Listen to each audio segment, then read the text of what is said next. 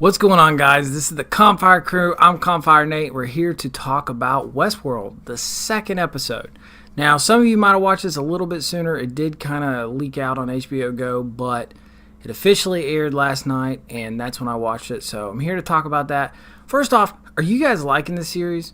Are you excited for Westworld? I'm starting to really get into it. I mean, the original movie is kind of like one of those kind of cult classic movies a lot of people like. And it's exciting to see them expand on that and turn it into a really cool series. I'm really excited about it. Come on, guys. It's got cowboys. Cowboys, awesome.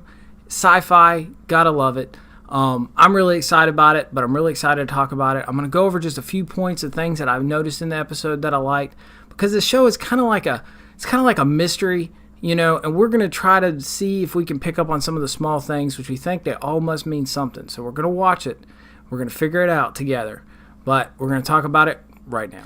Now, something right off the bat that's kind of interesting is the strange voice that we now see coming into Dolores' head. She hears a voice, and it's kind of a strange voice, and it's telling her different things, which is interesting because we don't know where this voice is coming from or whose voice it actually is. Very interesting, but we'll talk more about that voice here in a minute. Another thing that was kind of interesting is that we got introduced to two new characters, William and Logan. We get to see something really interesting, which is a person actually coming to the park for the first time, getting to go through the whole process, getting to pick out their outfits, their weapons, all that kind of stuff, which is really cool. We got to see that, and throughout the episode, you kind of see them as they're making their way through the park, which I feel like their characters, especially William, is probably going to have a kind of important role to play in the show. So it's interesting to kind of see that, but we got that introduction right off the bat. Another thing that was interesting, which for fans of the old movie might have noticed, was that when Elsie mentioned to Bernard that what's happening, that she was worried it was a disease. She called it a disease, and then they kind of laughed it off, which is kind of funny because if you've seen the original movie, that's exactly what they do. They're like, well, it could be a disease, and they laugh off. These things cannot catch diseases. So it's really funny that they mentioned that the idea of what's taking place could be a disease, and that there's no way possible that machines can catch a disease. Now, we mentioned that voice again, and it shows up again. This time, Dolores is inside the town, and the voice is telling her to remember. And it's almost as if it's trying to have her remember all the things that have happened to her, and kind of get her into that place where she remembers, hey, we've been here before. I've died before. These people have died before. But that ominous voice is saying, remember. But not too long after that happens, she runs into Maeve. And as she runs into Maeve, you can tell that she's still in kind of that trance state. But something that she mentions to Maeve right after Maeve runs into her is the phrase that we've heard before, which is, these violent delights have violent ends, which is interesting about the actual fact that they're saying words. Now, we've seen this before, that the text can say a word and cause the host to either fall asleep or do this. So that phrase itself might actually be the phrase that is used to transfer this so-called disease to the other host, which we will see if that takes place because some things happen to Maeve later. Now, we are also introduced to another character. This time his name is Lawrence, and he is about to get hanged. Well, guess who comes into the rescue? None other than the Man in Black himself. And he steps in, he kills everybody, and he gets Lawrence. Again, meeting these people with, oh, we're old-time friends, whatever, as if he has been a part of this for so long that he's seen them in different roles and he knows them like they are actually his friends. So he decides to take Lawrence and move Lawrence on with him on his quest to find the so-called maze. We slowly start to see the possible effect on Maeve from running into Dolores. She's trying to talk to people. She can't remember words.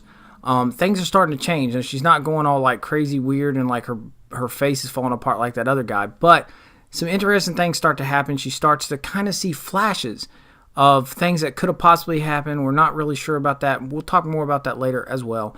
But something that also happens is that Bernard mentions to Ford that he suspects that maybe it's possible that someone has tampered with the code for the host, which is interesting because up to this point you kind of assume that someone there has tampered with it. But it's funny how Bernard mentions that, and that they think it's possible that someone has messed with the code. right after Bernard has mentioned this to Ford, it's funny because then we see that Bernard has been having secret meetings with Dolores. He's talking to her. He's trying to figure things out. Now, I don't know if you guys realize this, but I think there's something up with Bernard. Now, let's go back to episode 1. Sorry, this hasn't gotten that far yet. Back to episode 1, there is a moment where Bernard is looking at a picture of a girl, a little girl. Now, it could be his girl. She could be dead. Who knows? But there's something about that picture that's interesting enough. Why would they bother to show us that picture? There's also a moment when they're putting Abernathy in storage. He whispers something to Abernathy. Now, what is he saying? That is also important. And now we find out that he is having secret meetings with Dolores. I don't know, but Bernard, you're looking very suspicious, and we got our eye on you. That's for sure. Now, we also see that Ford is working on something. Ford is finding his way, getting into the world, walking around. He runs into this little boy. You kind of think this boy is real, but then you realize later that he is not. But it's interesting that Ford is out there. You kind of wonder, what is Ford really up to? And hopefully we'll learn more about that later as well. Now, something that did happen, which I think was really exciting because it really made me a question I had from the very first episode, which was, the whole deal with the man in black. What is he doing? Does anyone not notice him? Well, they actually addressed that. And one of the texts brings up a picture of him seeing this guy, and he's like, man, this guy's going on. He's taking out this whole crew. What's he doing? And it's interesting because one of the guys mentioned, he said, that gentleman gets what he wants. Now, that's interesting because they are aware of him, but that he is so important that they're like, that man gets what he wants. Again, another mystery. What is going on with the man in black? Now, speaking of the man in black, he is desperate to find this information about the maze. He takes Lawrence to a place where apparently he's from. His family's there. Of course, it's still just their imaginary family, but he goes on a rampage, kills a bunch of guys, then holds his wife there, kills his wife, and he's trying to get this information out of Lawrence. Lawrence refuses to do it. Then all of a sudden, the daughter, she just stops and proceeds to tell him some information. Now, in this moment, I noticed something I thought was really interesting, which is the double blink when they go. It's like it's a changeover. When she double blinks, she goes from being this kid who's scared to a person who can talk. Now, if you notice, the same thing happened with Dolores when she was in that mindset when she was telling things to Maeve. Then she double blinked and went back into her own, the persona that she's supposed to be. So that's something to keep an eye on from here on out. But as he's sitting there, he's talking to the little girl. The little girl explains to him, she says, the maze is not for you. So now we know the maze does exist, but that he's not meant to find it. But he said he's willing to take his chances. So she gives him a little piece of information. And that little piece of information is this. She says that the blood arroyo, follow the blood arroyo to the place where the snake lays its eggs. What the crap does that mean? I don't know, but we're going to find out very soon. Now, the effects that this virus, whatever you want to call it, is having on Maeve is that Maeve is starting to remember. She's starting to have dreams. She's starting to see where maybe she was possibly involved in an Indian scenario or storyline way back in the way where the Indians were killing people, and she's scared, and you start to see his flashbacks. And guess who's there? None other than, of course, the man in black. This guy is everywhere. He's been involved in everything. There he is, and she's learned to wake herself up from these dreams out of fear.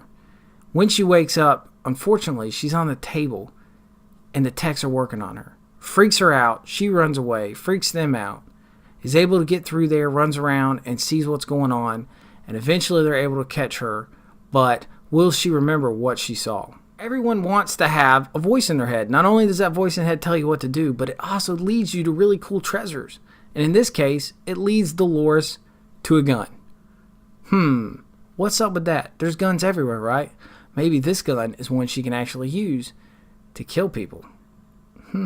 That'll be interesting to see. Either way, we know it's important that she did find this gun. Now, we also see that Lee is trying to promote this big new story, and Ford shoots him down, says it's stupid. Basically, everything about it just destroys him on the spot, which is hilarious because Lee's kind of a douche. But then he walks with Bernard and tells him that he does have something in mind. He's something that he's been working on for a long time, and that it is a very original story. And that's how it ends. Very interesting indeed.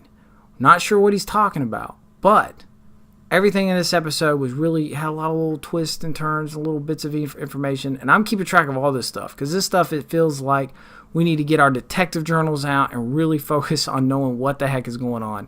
And that's what I'm doing. I'm trying to give you all the little bits of information. But overall, enjoyed this episode. What did you guys think? Did I miss something you thought was really important? If you did, leave me a comment. Let me know what I missed. But until next time, we'll see you later.